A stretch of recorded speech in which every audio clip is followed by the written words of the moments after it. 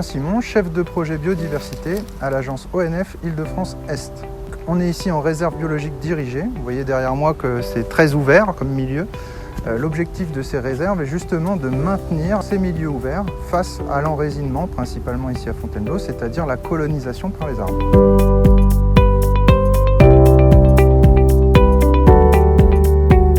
On utilise l'éco-pâturage comme un complément à ce qui peut être réalisé avec des outils mécaniques classiques comme la débroussailleuse ou la tronçonneuse. Une des méthodes qui est préconisée pour la conservation, c'est de faire pâturer.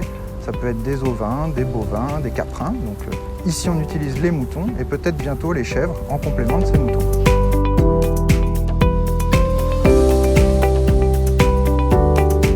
L'éco-pâturage a été mis en place sur Fontainebleau avec des objectifs de maintien de ces milieux ouverts, mais on avait des inquiétudes quant à la pression potentielle que pourraient exercer aussi ces animaux sur des espèces protégées. Donc on a pris grand soin de réaliser des états initiaux de la végétation et des habitats pour ensuite pouvoir comparer les résultats année après année avec ce qui existait avant la mise en place du pâturage.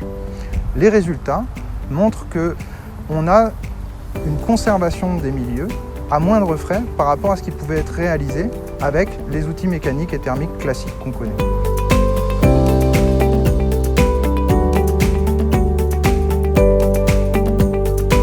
L'avantage d'utiliser l'éco-pâturage par rapport aux débroussailleuses, ça va être d'une part l'énergie qui est générée.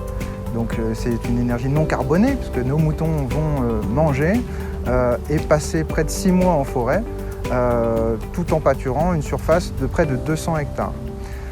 L'intérêt pour nous, c'est aussi la structure qui va être générée par ces mêmes brebis. Non seulement elles vont manger, abrutir un certain nombre de plantes, mais en plus elles vont créer des passages, une diversification dans la structure des végétaux. Parfois, on a certains lézards qui aiment bien être au soleil, mais qui ont besoin aussi d'être à l'abri, par exemple des prédateurs comme les rapaces. Eh bien, le fait d'avoir des tunnels assez clairs sous la végétation peut permettre d'avoir plus d'habitat pour ces espèces, par exemple.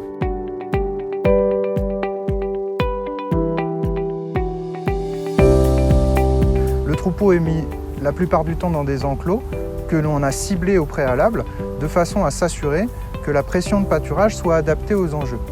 Il y a des années très sèches où on va déplacer régulièrement le troupeau et où le troupeau va être présent en forêt moins longtemps. On a des enjeux forts de conservation sur un certain nombre de plantes qui sont liés au milieu sec et calcaire ici en Fontainebleau. Ce qui est un peu particulier, c'est qu'on peut avoir et du sable et du calcaire au même endroit, ce qui génère en fait des habitats bien particuliers.